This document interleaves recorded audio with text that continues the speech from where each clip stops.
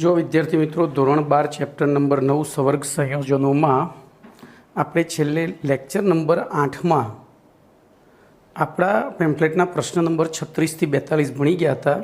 આજે પ્રશ્ન નંબર 43 થી આગળ વધીએ તો પ્રશ્ન નંબર 43 નું વિધાન આ રીતનું છે, જોઈએ બરોબર. પ્રશ્ન નંબર 43 તો 43 એનું વિધાન છે NiCl4 2- અથવા તો -2 અને NiCO4 બંને સમચતુષ્ફલકીય છે. ચતુષ્ફલકીય છે તેમ છતાં જો હવે પ્રશ્નને ટૂંકાવતા હું અહીંયા લખીશ કે NiCl4 અનુચુંબકીય છે જ્યારે NiCO4 પ્રતિચુંબકીય છે. સમજાવો, બોલો શું કરીશું? તો કશું જ કરવાનું નહીં, બંનેનો વીબીટી સિદ્ધાંત અનુસાર સમજૂતી આપી દેવાની. બોલો, પહેલું શરૂઆત કરીશું NiCl4 2- Ni કેન્દ્રીય ધાતુ આયન છે, ધ્યાન રાખજો, જેનો પરમાણુ ક્રમાંક 28 છે અને અહીં તેની ઓક્સિડેશન અવસ્થા બોલો કેટલી છે? દેખાય છે? Clની -1 × 2 એટલે -1 × 4 એટલે +-4, પેલી બાજુ ગયા તો +4, +4માંથી -2 ગયા તો +2 છે. આથી Ni+2ની ઇલેક્ટ્રોન રચના બોલો AR કમ્પ્લીટ, પછી 3D અને 4s.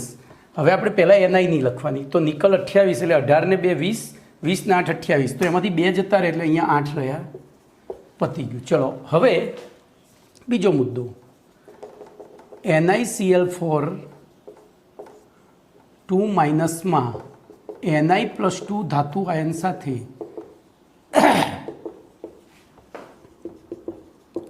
4 નિર્બળ Cl- લિગેન્ડ જોડાયેલા છે, જે 3D8માં આવેલા અયુગ્મિત ઇલેક્ટ્રોનનું યુગ્મીકરણ કરતા નથી. બરોબર, કરતા નથી. આથી 4 Cl- લિગેન્ડમાંથી આવતા 4 ઇલેક્ટ્રોન યુગ્મોને સમાવવા માટે 4 ઇલેક્ટ્રોન યુગ્મોને સમાવવા માટે Ni+2 આયનની એક 4s અને 3 4p કક્ષકોનું સંમિશ્રણ થઈને sp3 સંકરણ ઉદ્ભવે છે. આથી તેનો આકાર જો અહીંયા હવે ટૂંકમાં લખવાનું, આથી તેનો આકાર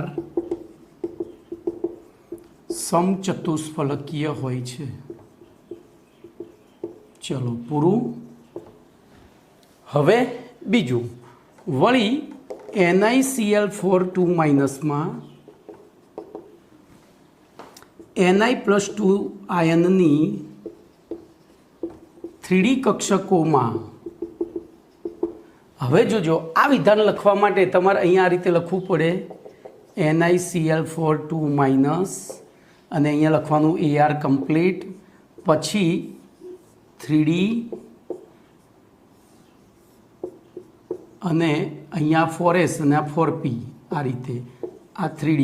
તો એમાં 8 ઇલેક્ટ્રોન ભરીએ તો 1 2 3 4 5 6 7 અને 8 આયનમાં કક્ષકોમાં 2 અયુગ્મિત ઇલેક્ટ્રોન છે. બે અયુગ્મિત રહ્યા. આથી તે અનુચુંબકીય હોય છે। પતી ગયું। અહીંયા પછી તમારે આ તો બતાવી જ દેવાના આમ કરીને, આમ અહીંયા લખવાનું sp3 સંકરણ અને પછી લખવાનું 4Cl- લિગેન્ડમાંથી આવતા 4 ઇલેક્ટ્રોન યુગ્મો। પતી ગયું। આટલું આપણે કોના માટે લખ્યું? આના જ વસ્તુ NiCO4 માટે લખવાનું। બોલો NiCO4 એમાં શું કરીશું? તો ધ્યાન રાખજો, NiCO4 બહુ જ મહત્વનું છે। તો એમાં પણ કેન્દ્રીય ધાતુ આયન, હું અહીંયાથી આખું ફરીથી લખું કે સુધારા કરું? બોલો, તો સુધારા કરવા મને વધારે યોગ્ય લાગશે અને એના માટે હું બ્લુ પેનનો ઉપયોગ કરીશ, ભલે થોડી મારી કસરત વધતી। બોલો, હું અહીંયા NiCO4 કરી નાખું, વીજભાર જતો રહેશે, CO4 માં Ni કેન્દ્રીય ધાતુ આયન છે જેનો પરમાણુ ક્રમાંક 28 છે અને તેની ઓક્સિડેશન અવસ્થા 0 છે અને તેથી Niની ઇલેક્ટ્રોન રચના, બોલો અહીંયા શું થઈ જશે? 4s2 થશે। હવે જોજો, NiCO4માં Ni ધાતુ આયન સાથે 4 પ્રબળ, જોજો અહીંયા પ્રબળ CO લિગેન્ડ જોડાય છે, જે Niમાં આવેલા અયુગ્મિત ઇલેક્ટ્રોનનું અથવા તો આવેલા ઇલેક્ટ્રોનનું યુગ્મીકરણ કરે છે। યુગ્મીકરણ અહીંયા 3D નહીં લખવાનું, એટલે શું કરે? હવે જોજો, અહીંયા એકચ્યુઅલી આપણા નવા સિલેબસની એક ભૂલ છે જે હું તમને અહીંયા ક્લિયર કરીશ। લિગેન્ડ જેટલો પ્રબળ હોય એટલો એ કેન્દ્રની નજીક જવા પ્રયત્ન કરે, એટલે કે કેન્દ્રીય ધાતુ આયનની નજીક જવા પ્રયત્ન કરે અને એના રસ્તામાં જેટલા પણ ઇલેક્ટ્રોન આવતા હોય એ ઇલેક્ટ્રોનને ભેગા કરી નાખે, એટલા ઇલેક્ટ્રોનને શું કરી નાખે? ભેગા કરી નાખે। તો બોલો અહીંયા હવે તો આપણે અહીંયા હવે ચિતાર દોરીએ, ધ્યાન એ રાખજો, હું અહીંયા આખું સમજાવીશ। તો આખું સમજીએ એની અંદર બોલો પહેલું Ni, તો AR કમ્પ્લીટ,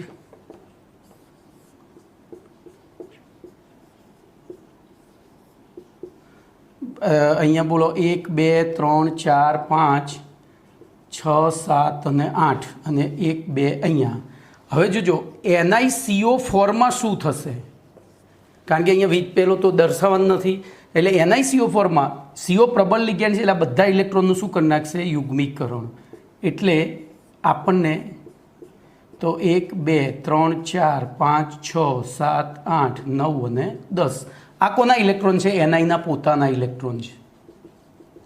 હવે એની બાયતમ કક્ષા ખાલી પડી, કઈ? એક 4s અને 3 4p, તો એની અંદર sp3 સંકરણ ઉદ્ભવશે અને 4 CO લિગેન્ડમાંથી આવતા 4 ઇલેક્ટ્રોન યુગ્મ અહીંયા દાખલ થશે। એટલે કે ટૂંકમાં તો જો અહીંથી લખ્યું, આથી 4 CO લિગેન્ડમાંથી આવતા 4 ઇલેક્ટ્રોન યુગ્મને સમાવવા માટે Ni+2 આયનની એક 4s અને 3 યુગ્મીકરણ કરે છે।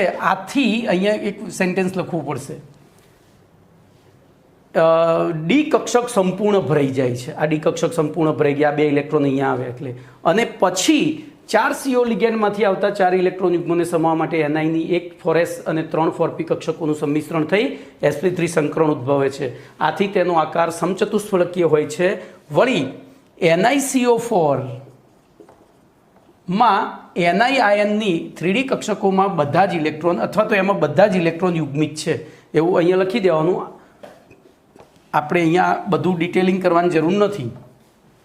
માં બધા જ ઇલેક્ટ્રોન યુગ્મિત હોય છે, આથી તે બોલો પ્રતિચુંબકીય ગુણ ધરાવે છે। એકદમ ચકાચક, સહેજ પણ ગોખ્યા વગર તમે જવાબ લખી શકો કમ્પ્લીટ। તો આટલું તમારે કરવાનું છે। ઓકે, એમાં આ તો મારી સમજૂતી માટે જ મેં લખ્યું છે, તમારા એક જ ખાલી બતાવવાનું, બંનેમાં છેલ્લા બતાવવાના। ચલો એના પછી 44મો પ્રશ્ન લઈએ।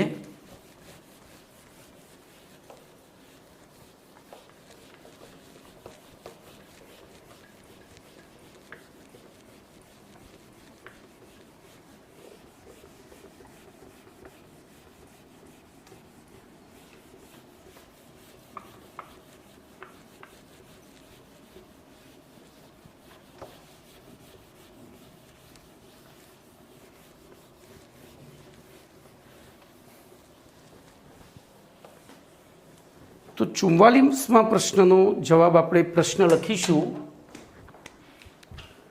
તો પ્રશ્ન number 44, FeH2O6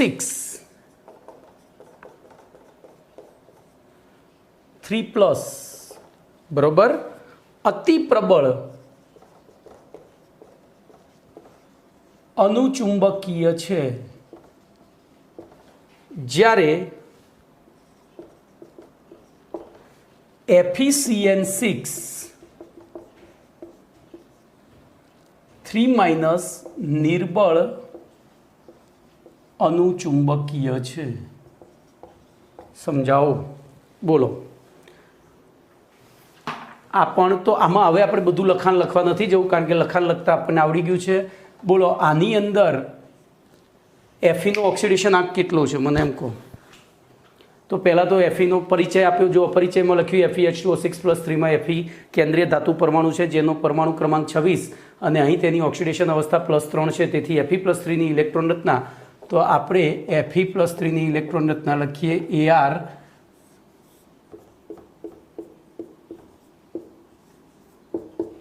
3d 4s 4p. બોલો, Fe 26 આપણે અહીંયા લખવાનું 26 હોય તો 18 ને 20 ને 6 26, એમાંથી 3 ગયા છે એટલે બોલો અહીંયા 5 એ 5 અયુગ્મિત થઈ જશે. આમ એકચ્યુઅલી અહીંયા 6 હતા ને અહીંયા 2 હતા, તો 2 અહીંથી ગયા ને 1 અહીંથી ગયો એટલે અહીંયા 5 લખ્યા ને અહીંયા તો 0 થઈ ગયો.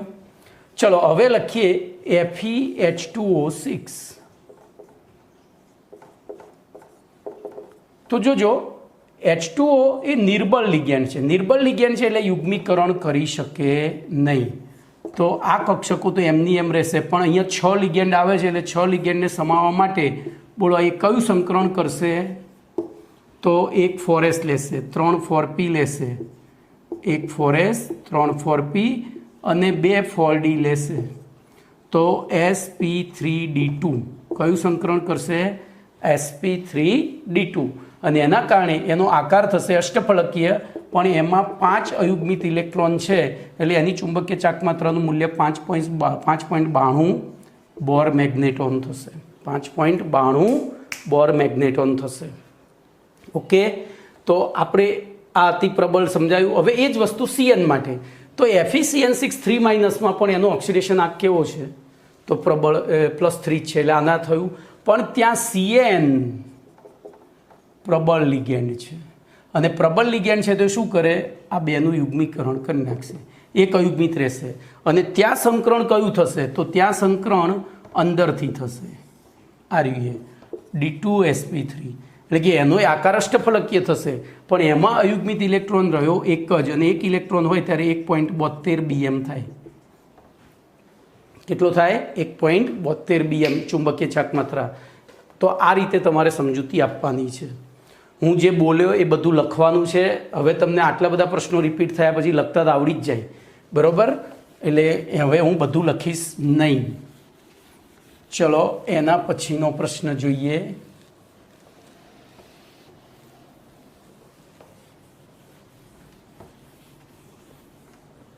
તો એના પછીનો પ્રશ્ન છે એનમાં ઇંક પૂરી થઈ ગઈ છે. 45મો પ્રશ્ન.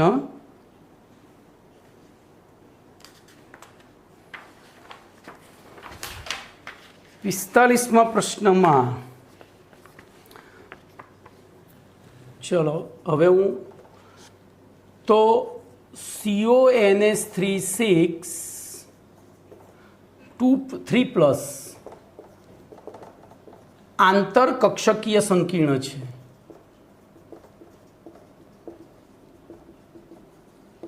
જ્યારે NiNS3 2+ બાહ્ય કક્ષકીય સંકીર્ણ છે. સમજાવો, બોલો. આવો પ્રશ્ન પૂછાય તો પપ્પુભાઈ જેવો પ્રશ્ન છે, ધ્યાનથી જોજો. પહેલું આની સમજૂતી આપીએ. તો પહેલું લખાણ જો હું બોલું જ છું ખાલી, CONS3+3માં CO કેન્દ્રીય ધાતુ આયન છે, જેમાં તેનો ઓક્સિડેશન આંક +3 છે. તેથી હવે જોજો એનો પરમાણુ ક્રમાંક આપણે લખવાનો રહી ગયો. બોલો, કોબાલ્ટ કેટલો થાય? તો કોબાલ્ટ 27 અને +3, તો એની ઇલેક્ટ્રોન રચના Ar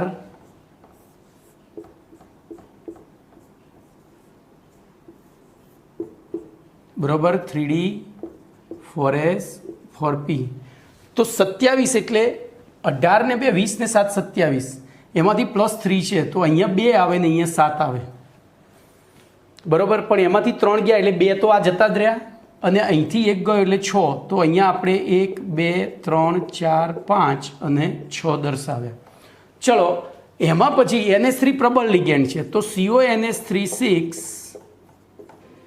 3+ એમાં આપણે લખીએ તો NH3 પ્રબળ લિગેન્ડ છે એટલે એને યુગ્મીકરણ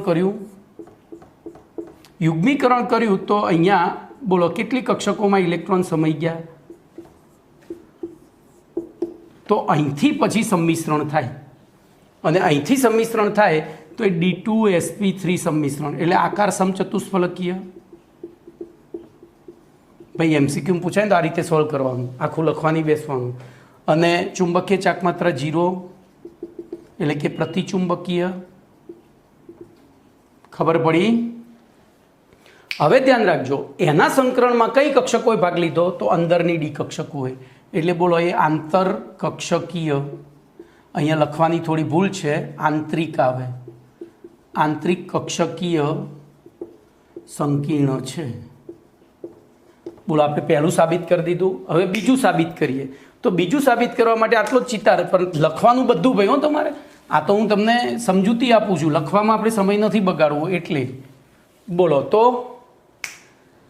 NiNH3 6+2 માં Ni કેન્દ્રીય ધાતુ આયન છે જેનો પરમાણુ ક્રમાંક 28 છે અને અહીં તેની ઓક્સિડેશન અવસ્થા +2 છે તેથી Ni+2 ની ઇલેક્ટ્રોન રચના બોલો શું કરીશું તો પહેલાં ખાના તો દોરી જ દેવાના આંખ બંધ કરીને 3D 4S 4P બોલો નિકલ 28 એટલે 18 ને 2 20 20 ને 8 28 એમાંથી 2 ગયા તો આજ ગયા તો અહીંયા 8 દર્શાવવાના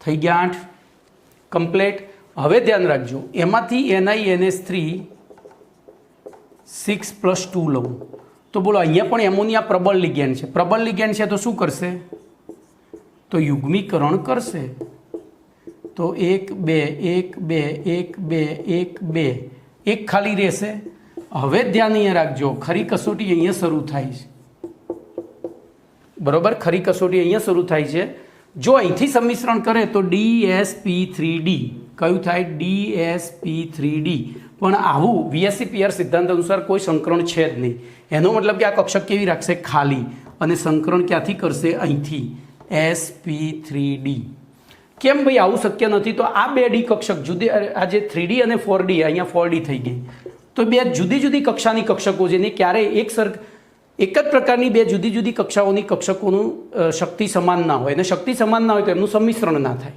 અને સંમિશ્રણ ના થાય તો સંકરણ ના હોય તો એ પ્રમાણે આ સંકરણ શક્ય નથી તો એને આ ખાલી રાખીને બારની કક્ષકોનું સંકરણ કર્યું sp3d2 બોલો તેથી આકાર અષ્ટફલકીય બોલો આ પણ પ્રતિચુંબકીય બોલો કેમ પ્રતિચુંબકીય ભાઈ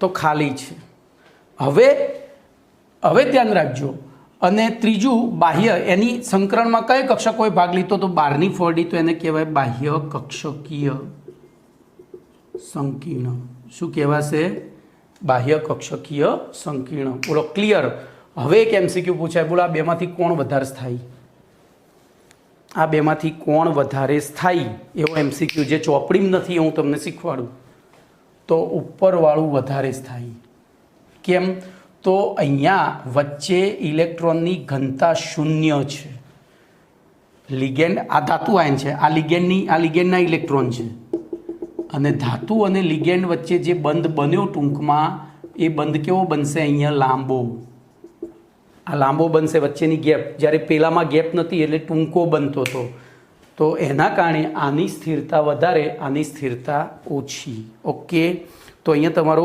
45 નંબરનો પ્રશ્ન પણ પૂર્ણ થયો એક જ મિનિટ હો ભાઈ ઇંક ભરવી પડશે ચલો એના પછી 46મો પ્રશ્ન જોઈએ 46મો પ્રશ્ન પણ સેમ આવો જ છે બરોબર ધ્યાન અહીંયા રાખજો મજા આવ્યો આજે આર્ટિકલ આ પાઠ એકદમ આખા કેમિસ્ટ્રીનો સહેલો કોઈ ચેપ્ટર હોય તો આ રહ્યું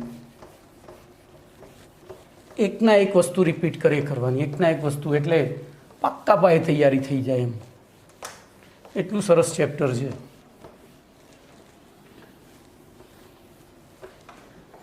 તો જોઈએ પ્રશ્ન નંબર 46.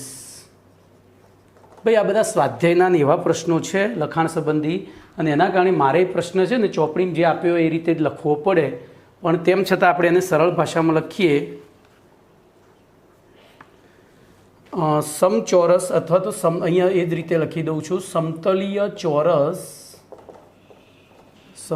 ચોરસ પીટી ઝેડ બરાબર 78 આપણને આપી દીધા છે, અને સંકીર્ણ આપ્યું છે પીટી CN4 2- સંકીર્ણમાં અયુગ્મિત ઇલેક્ટ્રોનની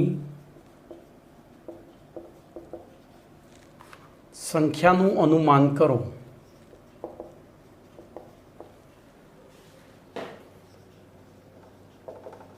આના આ જ પ્રશ્ન એ રીતે પૂછાય કે આની ચુંબકીય ચાક માત્રા ગણો. બોલો સૌથી પહેલાં શું કરીશું? તો આપણે તો બધું લખીને સમજાવવાનું જ છે. તો બોલો પહેલો પરિચયમાં શું લખીશું? ફટાફટ બોલી જાઓ. હવે હું લખવાનો નથી, તો પરિચય આમાંથી જ જોઈને લખવાનો છે.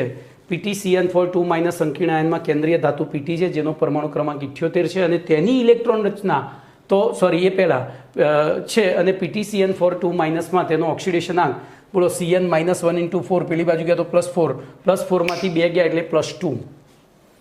તો બોલો પહેલું વિધાન અહીંયા લખી આજે લખી જ નાખું છું. પીટી CN4 2- સંકીર્ણમાં પીટી કેન્દ્રીય ધાતુ છે, જેનો ઓક્સિડેશન આંક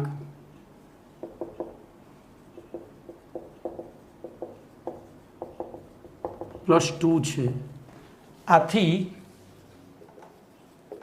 પીટી +2ની ઇલેક્ટ્રોન રચના બોલો. હવે તો શું કરીશું? તો એના માટે તમારે રફકામમાં પેલો 11મા ધોરણના બીજા પાઠનો chart 1s 2s 3s 4s 5s 6s 7s 2p 3p 4p 5p 6p, પછી 3d 4d 5d એના 4f 5f, અહીંયા 8s લખી જ નાખો, અહીંયા 7p અને અહીંયા 6d.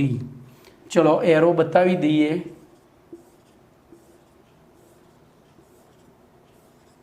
બરોબર.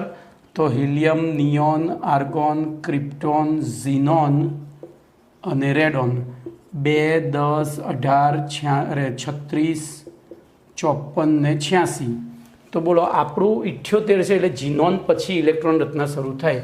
તો ઝીનોન કમ્પ્લીટ. ચલો ઇલેક્ટ્રોન રચના લખાવો. તો પહેલાં આના પ્રમાણે જ લખીએ. 6s2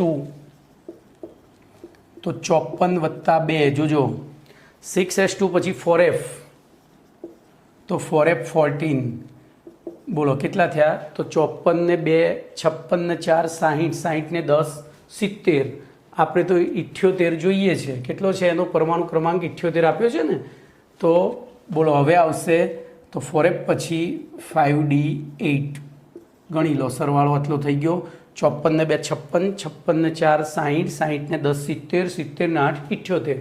પણ આ રીતે ઇલેક્ટ્રોન રચના લખશો તો આ ખાલી અહીંયા લખવાની, એના ઉપરથી સાચી ઇલેક્ટ્રોન રચના તો 5d 4f અને 6s આ રીતે લખવું પડે. બરાબર. 4f 14 તો શું લખીશું બોલો? તો પીટીની ઇલેક્ટ્રોન આપણે પીટીની જ લખીએ પહેલાં. AR 4f 14 5d 8 6s2, પણ પીટી +2 કરીએ એટલે આ 0 થઈ જાય. બોલો કમ્પ્લીટ. આટલું ખબર પડી ગઈ. તો બોલો ફરીથી પરિચયમાં શું લખીશું? તો પરિચયમાં લખાય પીટી CN4 2- સંકીર્ણમાં પીટી કેન્દ્રીય ધાતુ આયન છે, જેનો ઓક્સિડેશન આંક +2 છે. આથી પીટી +2ની ઇલેક્ટ્રોન રચના AR 4f 14 5d 8 6s0 થાય છે. હવે તો આગળ જઈએ.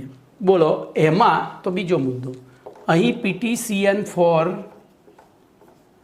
2- પીટી +2 સાથે 4 પ્રબળ CN- લિગેન્ડ જોડાયેલા છે. બોલો 4 પ્રબળ CN- લિગેન્ડ જોડાયેલા છે. તો બોલી જાઓ હેડો. હવે શું થશે? હવે તો પૂરું થઈ ગયું ને યાર, કશું રહ્યું જ નહીં ને, કશું રહ્યું નહીં. કેમ વિચારો.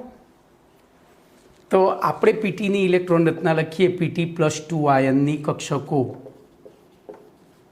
બોલો એમાં શું લખીશું? પહેલું ઝીનોન કમ્પ્લીટ, અહીંયા મેં યાર લખ્યો ભૂલથી હો ભાઈ. પછી પહેલી 4F14 એમના એમ જ લખી દેવાની, કારણ કે એ તો ભાગ લેવાની નથી. હવે બોક્સ બનાવવાના.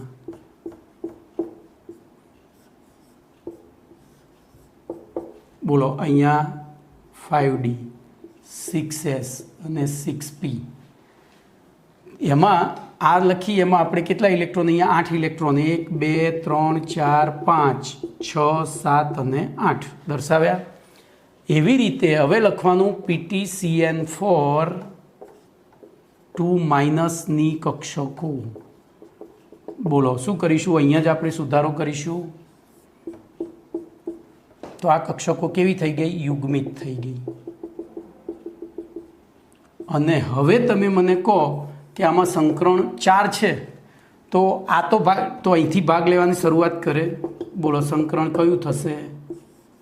તો DsP2 થશે. કયું? DsP2. ઓકે. અને એના કારણે એનો આકાર સમતલીય ચોરસ. બોલો ગુણધર્મમાં પ્રતિચુંબકીય. કેમ? તો બધા જ ઇલેક્ટ્રોન યુગ્મિત છે ભાઈ. આ ચોકડીથી દર્શાવેલા ઇલેક્ટ્રોન છે ને, એ 4 CN માંથી આવતા લિગેન્ડના ઇલેક્ટ્રોન યુગ્મ છે. અને આંતરિક કક્ષક સંકીર્ણ છે. કેવું? આંતરિક કક્ષક સંકીર્ણ છે. બોલો તમને પૂછ્યો તો એનો જવાબ મળી ગયો. તો અયુગ્મિત ઇલેક્ટ્રોનની સંખ્યા કેટલી થશે? 0. કેટલી? 0 થશે. અયુગ્મિત ઇલેક્ટ્રોનની સંખ્યા 0 થશે. બોલો કમ્પ્લીટ. તો આ રીતે તમે થોડી બુદ્ધિ વાપરશો તો આ પાઠમાંથી પૂછાતો કોઈ પણ પ્રશ્ન તમને નહીં આવડે એવું નહીં બને. ખબર પડી કે નહીં? તમને નહીં આવડે એવું નહીં બને. ચલો એના પછી પ્રશ્ન નંબર 47. તો 47માં પ્રશ્નનું વિધાન આ રીતનું છે.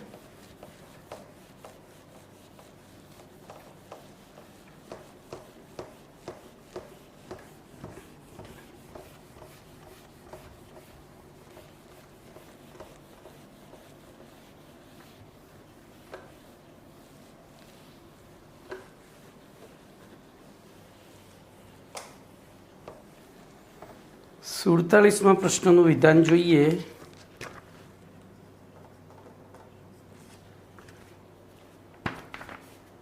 તો એમાં લખ્યું છે MnBr4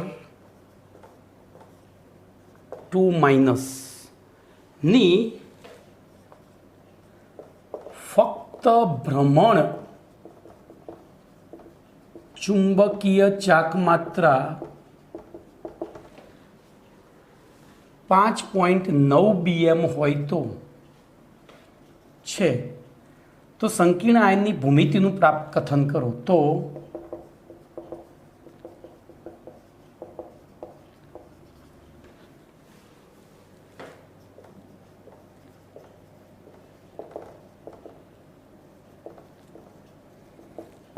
થોડા સંસ્કૃત શબ્દો વાપરેલા છે, તો આપણે એને સરળતાથી સમજીએ.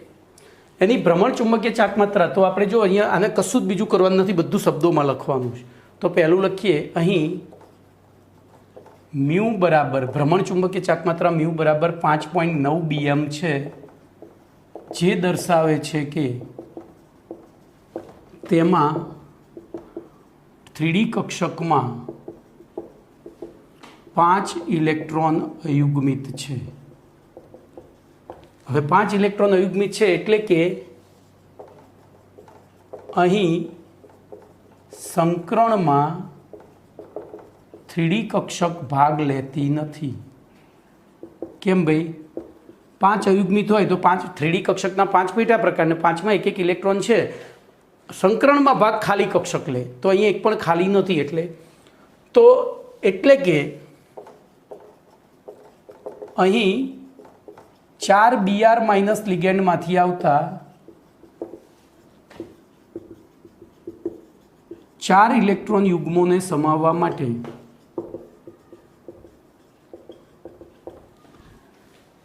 બોલો અહીંયા Mn નો +2 થશે ને, તો Mn+2 આયનની એક 4s અને 3 4p કક્ષકોનું સંમિશ્રણ થઈ sp3 સંકરણ ઉદ્ભવે છે. આથી તેનો ભૌમિતિક આકાર, બોલો ભૌમિતિક આકાર કયો થશે? sp3 સંકરણ થાય તો સમચતુષ્ફલકીય હોય છે. થઈ ગયું. કેવો થાય? સમચતુષ્ફલકીય હોય છે. કમ્પ્લીટ. તો આ રીતે જવાબ લખાય.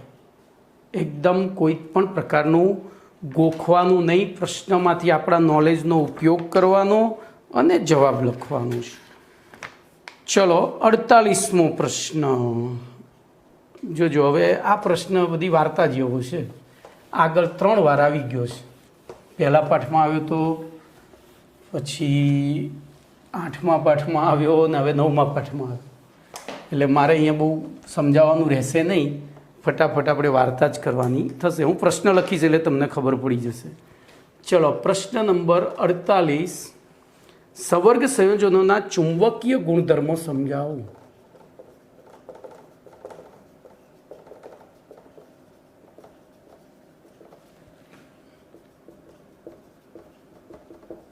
ચલો બોલો, ચુંબકીય ગુણધર્મો આપણે પહેલા પાઠમાં ભણ્યા હતા, પછી 8મા પાઠમાં રિપીટ થયા. તો હવે હું અહીંયા માત્ર ચર્ચા કરીશ, બોર્ડ ઉપર એક સેન્ટેન્સ લખવાનો નથી. કેમ? તો આપણે રિવિઝન કરવાનું છે. બોલો, પહેલા પાઠ પ્રમાણે કોઈપણ પદાર્થોના ચુંબકીય ગુણધર્મના આધારે એમનું કેટલા વિભાગમાં વર્ગીકરણ થાય? તો મુખ્ય 2 વિભાગ. કયા? અનુચુંબકીય, પ્રતિચુંબકીય. બોલો, અનુચુંબકીય કોને કહેવાય? તો જેના કેન્દ્રીય ધાતુ આયનની ઇલેક્ટ્રોન રચનામાં ઓછામાં ઓછો એક ઇલેક્ટ્રોન અયુગ્મિત હોય તે અનુચુંબકીય, અને જો બધા જ ઇલેક્ટ્રોન યુગ્મિત હોય તો એ પ્રતિચુંબકીય. ચલો, અનુચુંબકીયના પાછા 3 પેટા પ્રકાર હતા. આપણી ચોપડીમાં એવું નથી સ્પષ્ટીકરણ, પણ તેમ છતાં હું તમને સ્પષ્ટીકરણ કરીશ કે અનુચુંબકીયના પાછા 3 પેટા પ્રકાર હતા. કયા 3 પેટા પ્રકાર? તો લો ચુંબકીય, જેને આપણે કહ્યું તો ફેરોમેગ્નેટિક, પછી પ્રતિલો ચુંબકીય, જેને કહ્યું હતું એન્ટી ફેરોમેગ્નેટિક, અને ત્રીજું કે જેનું ગુજરાતી શક્ય નથી, ફેરી મેગ્નેટિક. યાદ આવ્યું? ફેરોમેગ્નેટિક એટલે અયુગ્મિત ઇલેક્ટ્રોનની ભ્રમણ માત્રા, જે એક નાના સમૂહો બને અયુગ્મિત ઇલેક્ટ્રોનના. કારણ કે કોઈ પણ પદાર્થ અણુનો બનેલો હોય, અણુ પરમાણુનો બનેલો હોય, અને પરમાણુની અંદર ઇલેક્ટ્રોન હોય, તો એવા અસંખ્ય પરમાણુઓના અયુગ્મિત ઇલેક્ટ્રોનનો એક સમૂહ બને, બરોબર? અને એ સમૂહ એક આખા ભ્રમણ કરતો હોય, એના કારણે એક ચુંબકીય ક્ષેત્ર પેદા થાય. તો એવા સમૂહને ડોમેન કહે છે. અને આવા પદાર્થમાં રહેલા બધા જ ડોમેન જે છે એ ડોમેનના ભ્રમણની દિશા જો એક જ હોય, તો એ કુદરતી રીતે એક જ હોય, તો એને કહેવાય લો ચુંબકીય પદાર્થ. અને લો ચુંબકીય પદાર્થમાં 3 જ ઉદાહરણ છે. આ કોની ગાંડો કાગડો, 4 ઉદાહરણ, આયર્ન, કોબાલ્ટ, નિકલ અને CrO2. ચલો, એના પછી જો આ ડોમેન છે એમના ભ્રમણની દિશા પરસ્પર વિરુદ્ધ અને એમની સંખ્યા સમાન હોય, એટલે કે ક્લોકવાઇઝ ભ્રમણ કરતા 100 ડોમેન હોય અને એન્ટી ક્લોકવાઇઝ ભ્રમણ કરતા ડોમેન પણ 100 હોય, તો બોલો એકબીજાની અસરને લોકો શું કરે? નાબૂદ. તો આવો પદાર્થ કોઈ ચુંબકીય ચાકમાત્રા દર્શાવતો નથી, જેને કહેવાય છે પ્રતિચુંબકીય. પણ આ પ્રતિચુંબકીય છે અને બાહ્ય ચુંબકીય ક્ષેત્રમાં મૂકીએ ત્યારે બાહ્ય ચુંબકીય ક્ષેત્રથી દૂર ભાગે છે. તો એનું કારણ હતું આવા ડોમેનમાં, મારી ભૂલ થઈ, પ્રતિચુંબકીય નહીં, એન્ટી ફેરોમેગ્નેટિક એટલે કે પ્રતિલો ચુંબકીય કહેવાય, બરાબર? હજુ પ્રતિચુંબકીય હજુ બાકી જ છે. અને જો આવા ડોમેનની સંખ્યા, એટલે કે ભ્રમણની દિશા પરસ્પર વિરુદ્ધ હોય પરંતુ સંખ્યા સમાન ના હોય, દાખલા તરીકે 100 ડોમેન લઈએ, એમાંથી 40 ડોમેન ક્લોકવાઇઝ ફરતા હોય અને 60 ડોમેન એન્ટી ક્લોકવાઇઝ ફરતા હોય, તો 40ની અસર નાબૂદ થશે, પણ 20 જણા હજુ ચુંબકીય ચાકમાત્રા દર્શાવશે. તો લો ચુંબકીયની જેમ જ આ ચુંબકીય ચાકમાત્રા દર્શાવશે, પણ એમની ચુંબકીય ચાકમાત્રા કેવી હશે? એકદમ નિર્બળ. એટલે એને કહે છે નિર્બળ લો ચુંબકીય અથવા તો ફેરી મેગ્નેટિક. શું કહે છે? નિર્બળ લો ચુંબકીય અથવા તો ફેરી મેગ્નેટિક. ચોપડીમાં એના માટે ગુજરાતી વર્ષ આપ્યો નથી અને આપણે ફેરી મેગ્નેટિક તરીકે જ ભણવાનું છે. ઓકે, તો અહીંયા પતી ગયા એ 3 પ્રકાર. હવે વાત કરીએ પ્રતિચુંબકીયની. તો પ્રતિચુંબકીયમાં જે પદાર્થના કેન્દ્રીય પરમાણુની બાહ્યતમ કક્ષામાં આવેલી બધી જ કક્ષકો યુગ્મિત હોય, તો આવી યુગ્મિત કક્ષકો ધરાવતા પદાર્થને જ્યારે બાહ્ય ચુંબકીય ક્ષેત્રમાં મૂકવામાં આવે ત્યારે તે કક્ષકો બાહ્ય ચુંબકીય ક્ષેત્રની દિશાને અક્ષ ગણી તેની ફરતે ભ્રમણ કરવા લાગે છે. જો આખી યુગ્મિત કક્ષકો ભ્રમણ કરે છે એટલે કે પરમાણુમાં એક નવું ભ્રમણ શરૂ થાય છે. અત્યાર સુધી પરમાણુમાં 2 જ ભ્રમણ હતા. કયા? પરિભ્રમણ અને ધરીભ્રમણ. અહીંયા એક ત્રીજું ભ્રમણ શરૂ થયું જેમાં કક્ષકો ફરે છે. અત્યાર સુધી ઇલેક્ટ્રોન ફરતા હતા, આમાં યુગ્મિત ઇલેક્ટ્રોન ધરાવતી કક્ષકો ફરે છે અને એ કૃત્રિમ ભ્રમણ કહેવાય ને એના દ્વારા ઉદ્ભવતું ચુંબકીય ક્ષેત્ર પણ કૃત્રિમ કહેવાય. તો આ ભ્રમણને લારમોર ભ્રમણ કહે છે અને આ લારમોર ભ્રમણના કારણે ઉદ્ભવતું ચુંબકીય ક્ષેત્ર કૃત્રિમ હોય છે. એ કૃત્રિમ ચુંબકીય ક્ષેત્ર લાગુ પાડેલું બાહ્ય ચુંબકીય ક્ષેત્ર પણ કૃત્રિમ છે. તો બે કૃત્રિમ વચ્ચે અપાકર્ષણ થવાથી તે શું કરે છે?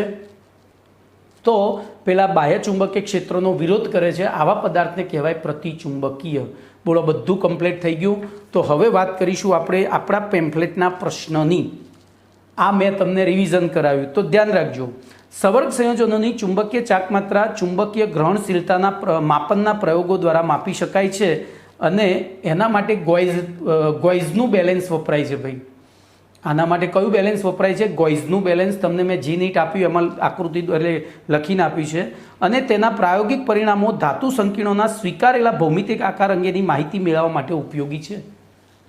હાલ આપણે છેલ્લો પ્રશ્ન ભણ્યા કે ભાઈ એમાં 5.9 BM હતી એની ભ્રમણ માત્ર ચુંબકીય ચાકમાત્રા, તો એનો આકાર કયો હશે? તો ત્યાં આપણને ખબર પડી જાય કે ભાઈ 5.9 BM છે, એનો મતલબ કે એની ડી કક્ષકમાં 5 ઇલેક્ટ્રોન અયુગ્મિત છે. ડી કક્ષકમાં 5 ઇલેક્ટ્રોન અયુગ્મિત છે, એનો મતલબ કે એની ડી કક્ષક સંકરણમાં ભાગ લેતી નથી.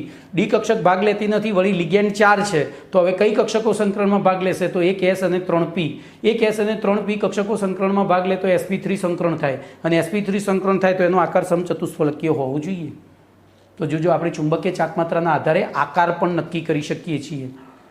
પરંતુ પ્રથમ સંક્રાંતિ શ્રેણીના ધાતુ તત્વના સવર્ગ સંયોજનોની ચુંબકીય ચાકમાત્રાના પ્રાયોગિક પરિણામોના આધારે તેમના ભૌમિતિક આકારના અભ્યાસમાં કેટલીક વિસંગતતા જોવા મળે છે. કેટલીક વિસંગતતા જોવા મળે છે. જેમ કે પ્રથમ સંક્રાંતિ શ્રેણીના ધાતુ તત્વોની ડી કક્ષકોમાં 1 થી 3 ઇલેક્ટ્રોન ધરાવતા ધાતુ આયનો. હવે 1 થી 3 ઇલેક્ટ્રોન ધરાવતા ધાતુ આયનો હોય ત્યારે શું થાય? તો આપણે બોર્ડ ઉપર સમજીએ એને. ધ્યાનથી સમજજો, આ વસ્તુ બહુ મસ્ત છે.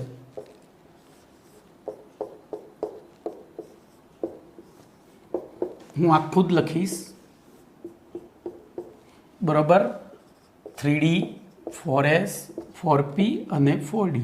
બોલો, 1, 2 અને 3 ઇલેક્ટ્રોન હોય એટલે કે 1 થી 3 આપણે આ રીતે લખીએ, D1 થી D3 ઇલેક્ટ્રોન રચના ધરાવતા આયનો માટે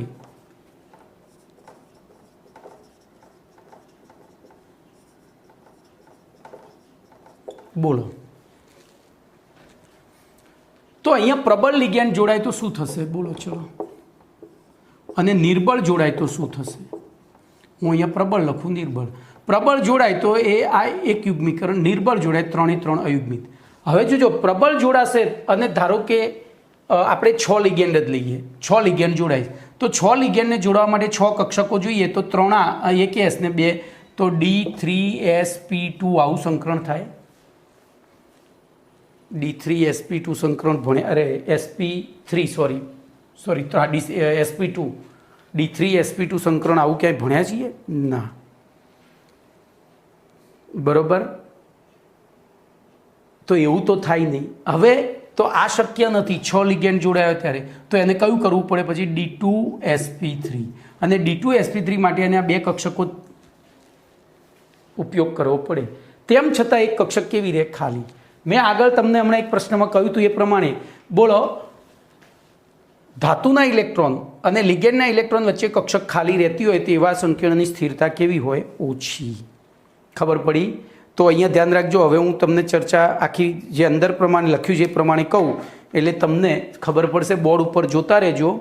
તો ધ્યાન અહીંયા પ્રથમ સંક્રાંતિ શ્રેણીના ધાતુ તત્વોની ડી કક્ષકોમાં 1 થી 3 ઇલેક્ટ્રોન ધરાવતા ધાતુ તત્વો જેવા કે Ti+3 એટલે કે એની ઇલેક્ટ્રોન રચના D1 થશે, V+3 એની ઇલેક્ટ્રોન રચના D2 થશે અને Cr+3 જેની ઇલેક્ટ્રોન રચના D3 થશે. ધરાવતા સવર્ગ સંયોજનોમાં અષ્ટફલકી આકાર મેળવવા માટે જરૂરી D2sp3 સંકલન પ્રાપ્ત કરવા માટે 4s અને 4p કક્ષકો સહિત 2 ખાલી 3D કક્ષકો પ્રાપ્ય છે. આવા મુક્ત આયનો અને તેમના સવર્ગ આયનોની ચુંબકીય વર્તણૂક સમાન હશે. જો અહીંયા 2 કક્ષકો ખાલી છે, આપણે ચુંબકીય ગુણધર્મની વાત કરવાની છે, મેં તમને સ્થિરતાએ સમજાવી. તો ડી કક્ષકો અહીંયાથી આ ખાલી છે, જો યુગ્મીકરણ થાય તો પણ ખાલી છે, ના થાય તોય ખાલી છે. તો આવી પરિસ્થિતિમાં શું થશે બોલો? તો D2sp3 સંકલન પ્રાપ્ત થવા માટે 4s અને 4p સહિત 2 ખાલી ડી કક્ષકો પ્રાપ્ય છે. આથી આવા મુક્ત આયન અને સવર્ગ આયનોની ચુંબકીય વર્તણૂક કેવી થશે? સમાન. પ્રથમ સંક્રાંતિ શ્રેણીના ધાતુ તત્વના ડી કક્ષકોમાં 4 થી 6 ઇલેક્ટ્રોન હોય. ચલો 4 થી 6 ઇલેક્ટ્રોન હોય ત્યારે શું થાય? તો આપણે અહીંયા 4 થી 6 કરીએ. પહેલું 1 થી 3, પછી 4 થી 6. બોલો, તો 4 થી 6 કરીએ તો આ 4 એ બરોબર 4 હોય, યુગ્મીકરણ થાય તો 2 બેનું અને ના થાય તો એવી પરિસ્થિતિમાં બોલો, એના પહેલાં ઉદાહરણો આપી દઈએ. જેમ કે Cr+2 અને Mn+3 જેમાં D4 ઇલેક્ટ્રોન રચના છે, પછી Mn+2 અને Fe+3 જેમાં D5 ઇલેક્ટ્રોન રચના હોય, પછી Fe+2 અને CO+3 જેમાં D6 ઇલેક્ટ્રોન રચના ધરાવતા સવર્ગ સંયોજનોમાં અષ્ટફલકી આકાર મેળવવા માટે, તો જો અષ્ટફલકી આકાર મેળવવા માટે અહીંયા D2 કક્ષકો તો પ્રાપ્ય છે જ. એટલે કે D2sp3 સંકલન પ્રાપ્ત કરવા માટે 4s અને 4p કક્ષકો સહિત જરૂરી 2 ખાલી 3D કક્ષકો સીધી હુન્ડના નિયમ પ્રમાણે પ્રાપ્ત થતી નથી. હુન્ડના નિયમ પ્રમાણે એટલે કે હુન્ડનો નિયમ શું હતો? સમશક્તિ કક્ષકોમાં ઇલેક્ટ્રોન અયુગ્મિત રહેવાનું વલણ ધરાવે છે. તો અહીંયા D2 પ્રાપ્ત નહીં થાય, પણ અહીંયા D2 પ્રાપ્ત થશે. તો સીધી હુન્ડના નિયમ પ્રમાણે પ્રાપ્ત થતી નથી, પરંતુ 3D કક્ષકોના ઇલેક્ટ્રોનના યુગ્મિતકરણ દ્વારા પ્રાપ્ત થાય છે. આથી 3D કક્ષકોમાં અનુક્રમે 2, 1 અને 0 અયુગ્મિત ઇલેક્ટ્રોન રહે. તો આવી પરિસ્થિતિમાં જો આપણે 2 જોઈએ છે, એટલે અહીંયાથી એકને અહીંયા મોકલ્યો, આ 4માંથી એક અહીંયા મોકલ્યો એટલે 2 થયા, એને અહીંયા મોકલ્યો, ખબર પડી તો 1 થયો અયુગ્મિત, એટલે કે 2, 1 અને 0 અયુગ્મિત ઇલેક્ટ્રોન મળે છે. ચલો, આથી D6 ઇલેક્ટ્રોન રચના લઈએ. હવે D4 સમજ્યા? જો D4 હોય તો કેટલા અયુગ્મિત મળે? D4 હોય અને D2 જોઈતું હોય તો બોલો 2 મળે. પછી આ D4 માટે, ચલો D5 માટે D2 જોઈતું હોય તો કેટલા મળે? તો હજુ એક યુગ્મીકરણ અહીંયા કરવું પડે અને એક રહે. અને D6 હોય તો બોલો 0 થઈ જાય. ખબર પડી કે ને હું શું કહેવા માગું છું ભાઈ? ધ્યાન અહીંયા રાખો. D4 ઇલેક્ટ્રોન રચના હોય, D2 જોઈતું હોય તો આને એક અહીંયા મોકલી દીધું એટલે 2 થયા અયુગ્મિત. D5 હોય તો આ 2ને અહીંયા મોકલ્યા એટલે એક જ અયુગ્મિત થયો. D6 હોય તો આ તો અયુગ્મિત હતો, પછી આ 2ને અહીંયા મોકલ્યા તો આ તો D2 તો વાપરવાની છે, એટલે ત્યાં 0 અયુગ્મિત ઇલેક્ટ્રોન રહેશે. તો આથી D6 ઇલેક્ટ્રોન રચના ધરાવતા સંક્રાંતિ આયનો ધરાવતા સવર્ગ આયનો મહત્તમ ભ્રમણ યુગ્મન દર્શાવે છે. બોલો, અહીંયા મહત્તમ ભ્રમણ યુગ્મીકરણ થયું. અહીંયા મહત્તમ ભ્રમણ યુગ્મીકરણ થયું. પરંતુ D4 અને D5 ઇલેક્ટ્રોન રચના ધરાવતા સંક્રાંતિ આયનો ધરાવતા સવર્ગ આયનોમાં ભ્રમણ યુગ્મનમાં વિસંગતતા એટલે કે ગૂંચવણ જોવા મળે છે. એટલે કે તેમની ચુંબકીય વર્તણૂકમાં વિવિધતા જોવા મળે છે. આ બાબત નીચેના ઉદાહરણો દ્વારા સમજાવી શકાય. તો એ ઉદાહરણો તમારે યાદ રાખીને લખવા પડશે, એ તમને પહેલેથી કહી દઉં. એમને યાદ રાખીને લખવા પડશે. જેમ કે MnCN6 3- અને MnCl4 6- બંને સવર્ગ આયનોમાં Mn+3 આયન D4 ઇલેક્ટ્રોન રચના ધરાવે છે. તેમ છતાં MnCN6માં 2 અયુગ્મિત ઇલેક્ટ્રોનને અનુરૂપ જ્યારે MnCl6માં 4, હવે Cn પ્રબળ લિગેન્ડ છે અને ક્લોરીન નિર્બળ છે, તો Cn જોડાય તો યુગ્મીકરણ કરે ત્યારે 2 અયુગ્મિત ઇલેક્ટ્રોન રહેશે. જ્યારે પહેલામાં યુગ્મીકરણ ન કરે તો 4 ઇલેક્ટ્રોન રહેશે. એના Fe અને CO, તો એ ત્રણેય ઉદાહરણ તમારે સમજાવી દેવાના છે. હવે આ વિસંગતતા સંયોજકતા બંધન સિદ્ધાંતના વડે એટલે કે આધારે આંતરકક્ષકીય અને બાહ્યકક્ષીય સંકલનની રચનાઓ નીચે પ્રમાણે સમજાવી શકાય. તો એમાં MnCN6-3, FeCN6-3-3 અને COC2O4-3 એ D2sp3 સંકરણ એટલે કે પ્રબળ લિગેન્ડ જોડાયેલું હોય ત્યારે આંતરિક કક્ષકો ઇલેક્ટ્રોન એમાં ભાગ લે તો આંતરકક્ષકીય એટલે આંતરિક કક્ષકીય સંકીર્ણો છે. કેવા? આંતરિક કક્ષકીય સંકીર્ણો છે. બરોબર.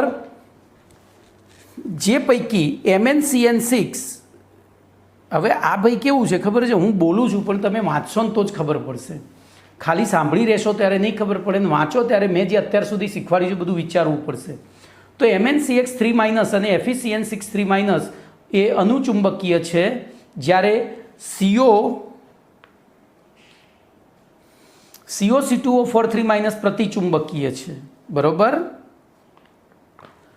તે જ પ્રમાણે MnCl6-3- FeF6-3- અને COF3-6- sp3d2 સંકરણ દર્શાવતા બાહ્ય કક્ષક સંકીર્ણો છે અને તે અનુક્રમે 4, 5 અને 5 અયુગ્મિત ઇલેક્ટ્રોનને અનુરૂપ ચુંબકીય ચાકમાત્રા ધરાવતા અનુચુંબકીય સંવર્ગ આયનો છે. તો અહીંયા ટૂંકમાં આ પ્રશ્ન પૂછાય ત્યારે પેલી વસ્તુની ચર્ચા નથી કરવાની જે આપણે પહેલા પાઠમાં ભણ્યા હતા. અહીંયા ફક્ત અનુચુંબકીય પ્રતિચુંબકીયની ચર્ચા કરવાની અને એમાંય અનુચુંબકીય છે કે પ્રતિચુંબકીય. તો આ પ્રશ્ન જનરલી બોર્ડમાં પૂછાય નહીં. બરોબર. આના ઉપરથી MCQ ને SQ પૂછાય. ચલો એના પછી તો એક પ્રશ્ન નાનો છે, ચલાવી દઉં. 49મો પ્રશ્ન નંબર 49.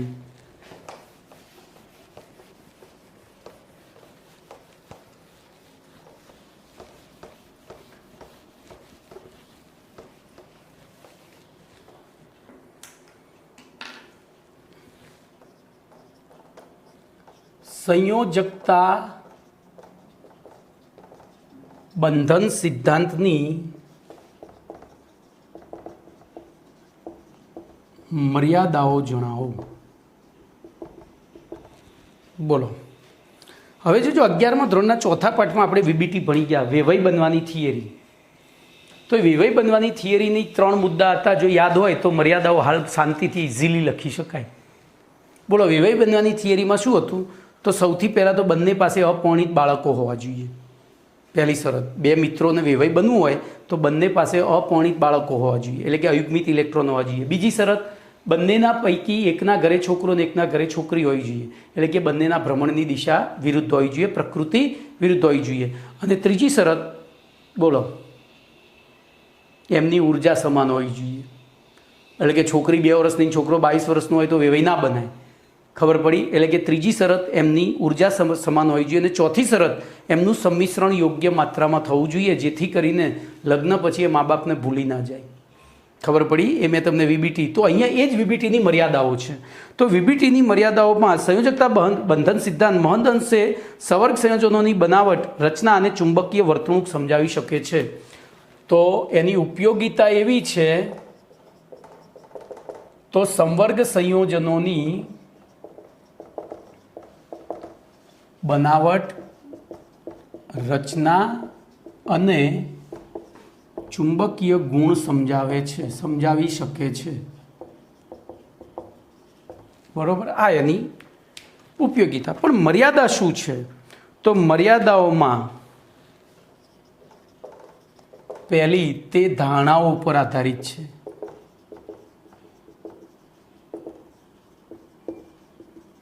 તે ધારણા ઉપર આધારિત છે. બીજું, તે ચુંબકીય માહિતીનું માત્રાત્મક અર્થઘટન કરી શકતો નથી. ચુંબકીય માહિતીનું માત્રાત્મક અર્થઘટન કરી શકતો નથી. ચલો ત્રીજું,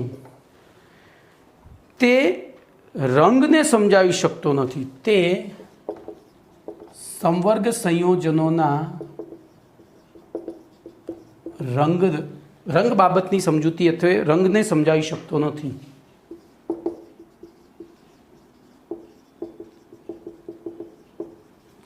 ચલો ચોથી મર્યાદા છે એની, તો તે સંવર્ગ સંયોજનોમાં સમચતુષ્ફલકીય અને સમતલીય ચોરસ બંધારણો વિશે. તો તે સંવર્ગ સંયોજનોમાં સમચતુષ્ફલકીય અને સમતલીય ચોરસ बरोबर। समतलीय चौरस बंधारणों विषे कोई चौक्कस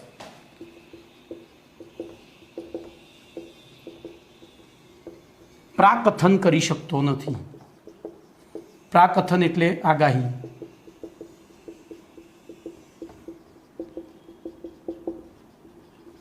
चलो अने पांचमो, ते संवर्ग संयोजनोनी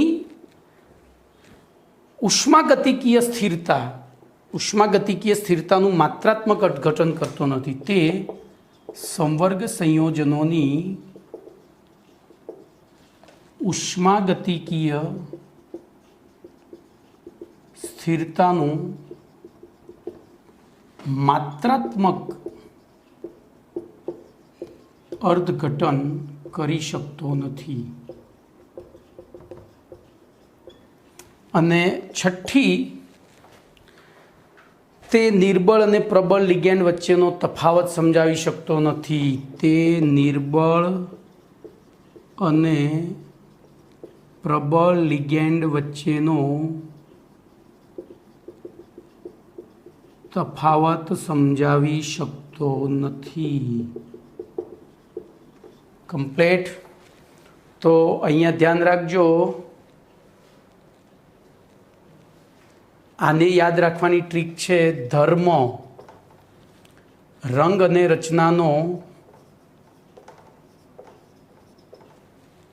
बरोबर, रंग अने रचनानुं रंग अने रचनानी मात्रात्मक स्थिरता